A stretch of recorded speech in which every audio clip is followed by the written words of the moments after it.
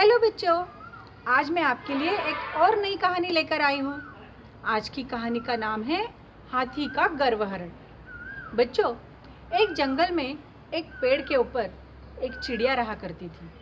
उस पेड़ पर उस चिड़िया ने एक अपना घोंसला बना के रखा था। बड़ा सुंदर सा घोंसला। उस घोंसले को उसने अच्छे से सजाया था और उस घोंसले में उसके छोटे छोटे बच्चे भी थे।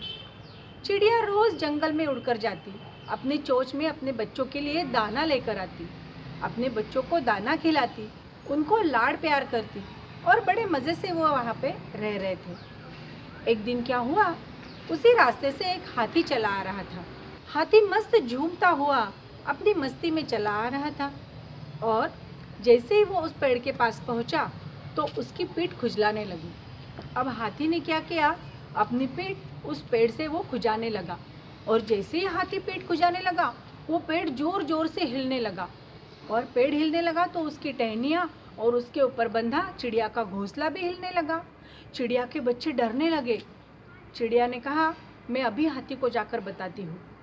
चिड़िया हाथी के सामने आई और उससे हाथ जोड़कर विनती करने लगी, हाथी महाराज, आप अपनी पीठ इस पेड़ से मत खुजलाइए। आपकी पीठ खुजलाने से ये पेड़ बहुत ज़ोर से हिल रहा है और मेरा घोंसला भी हिल रहा है। उसमें मेरे छोटे छोटे बच्चे हैं, वो बहुत डर रहे हैं। आप कृपा करके अपनी पीठ इस पेड़ से मत खुजलाइए। हाथी को अपनी शक्ति का बहुत गर्व था। उसने उस चिड़िया से कहा, अरे वाह, तेरे बच्चे डर रहे हैं तो मैं अपनी पीठ ना खुजलाऊं? ये कैसे हो सकता है? मैं तो अपनी पीठ खुजलाऊंगा ही, मेरी मर्जी, तुझे जो करना है वो कर ले।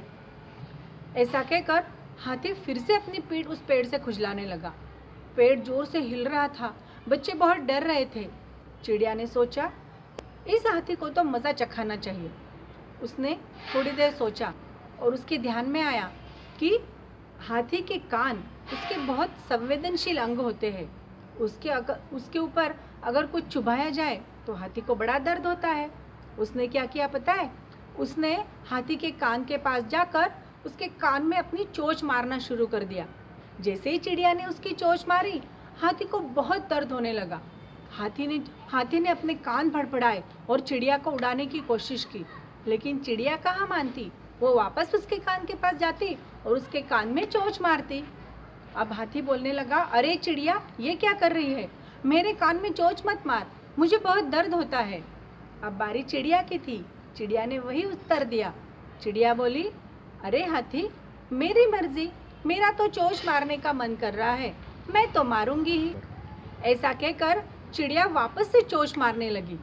हाथी को अपनी गलती समझ आई। वो चिड़िया से बोला, चिड़िया रानी, मुझे माफ़ कर दे, मुझे मेरी गलती समझ में आ गई है। मैंने अपनी शक्ति का बहुत अहंकार किया, लेकिन मेरे समझ में आ गया है कि अपनी शक्ति का कभी भी अहंकार, गर्व नहीं करना चाहिए और अपनी शक्ति का दुरुपयोग नहीं करना चाहिए। अब मैं कभी भी अपनी शक्ति का दुरुपयोग नहीं करूँगा, किसी भी कमज़ोर को नहीं सताऊँगा, मुझे माफ़ कर दे। और ऐसा कहकर हाथी वहाँ से चला गया और चिड़िया उड़कर खुशी से अपने बच्चों के साथ आकर बैठ गई।